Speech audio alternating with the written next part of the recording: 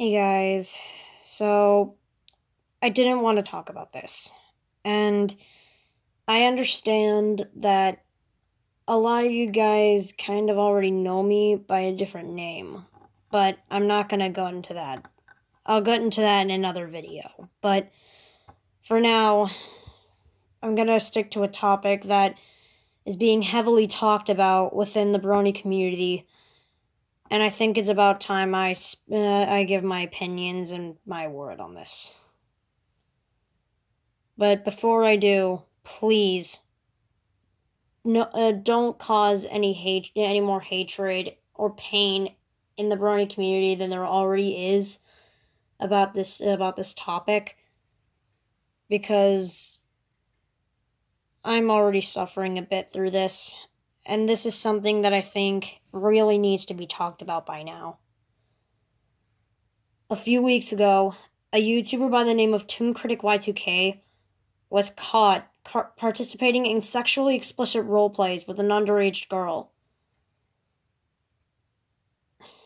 It's a hard thing for anyone to really talk about, especially since Toon to the Brony analyst community was definitely a well-trusted friend before finding out about this. This is an issue that sent a lot of the Brony fandom into sorrow, anger, disgust, shock, and everything in between all four. This is completely heart-wrenching to hear about something like this. And something like this should have never happened. Sometimes I even wish I never followed Toon Critic in the first place. This has been going on for almost to even over a year before the victim broke her silence. I'm not going to say the victim's name because it'll lead to further problems and further complications, which I don't want to bring up. This is an all-around big problem, because what Toon did, quoted by Thespio, was criminal, deplorable, and all around unacceptable.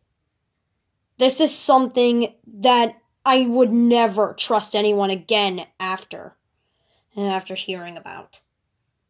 Because this is something that is very hard to talk about, because this is something that, one, never should have happened, as I've said, and two, that could have easily been stopped if Toon had gotten the proper help.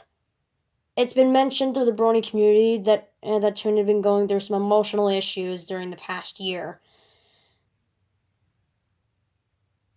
And in a Skype call that I found about this, which is about 40 minutes long, I spent the entirety of those 40 minutes watching the video and hearing what everyone had to say. As Toon explained it as a mistake, and that he should have come to his friends sooner, as he's come to his senses halfway.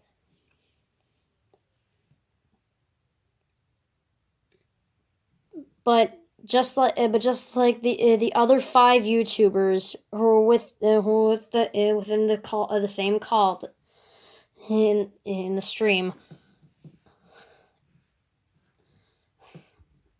it was clearly known that this was not a mistake. It is considered a full-blown crime. It's a crime against anything I've ever heard of. And I honestly can't stand it. Pedophilia or pedophiling is a horrible thing that should never have been brought into existence. And I'm normally the mean cat, but right now, I'm just Why did he do this? Why would he do this? All he said was that he was in a bad place and that he should have gotten his friends sooner. And within the same call, the other 5 told him to turn himself in to the police and gave him 24 hours. He didn't. The authorities were called the next day. Let me rephrase that. Basically, after that, pretty much the authorities were called, including the FBI. And right now, Toon Critic's fate lies in the hands of the authorities, which I believe is where it should belong. Right now, what happens to Toon lies in the authorities, but as of late, all of Toon Critic's social media has been completely erased. His YouTube, his Twitter, you name it. This is something that...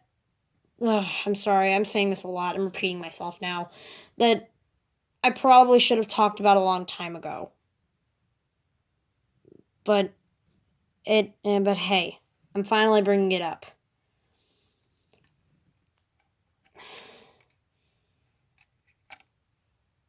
I almost feel sorry for Toon. But as much as the others say not to hate, I honestly can't help but to do as they say not. I just can't stand the idea that someone was attacked this way online with no way to tell the others until exactly till over a year later. This is something that really hurt me as a follower of Toon, and this is something that I've never wanted to talk about. But it had to be talked about eventually. And even worse, I was looking forward to seeing him at BronyCon this year, and he was taken off from those as well, and I don't think he should ever appear at a convention again because of everything that's been going on. Hopefully Toon can get the help he needs, and get back on his feet soon, and hopefully have a new start. Now, to all the people who are unfortunately victims of Toon, to all those who are victims, I'm just going to say that none of this is your fault. None of it is anyone's fault but Toon's. Toon was the one who was out of order, and he never should have done this from the start. Know that it's none of your fault, and we only want to protect our fans as well as the people we call family.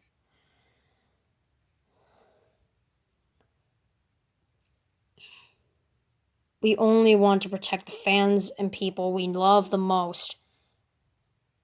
And that's all we want to do. Before my time runs out, I'm gonna end it off here, guys. So, I'll see you guys later. This is Kimmy Kitty, signing off. Goodbye, everyone.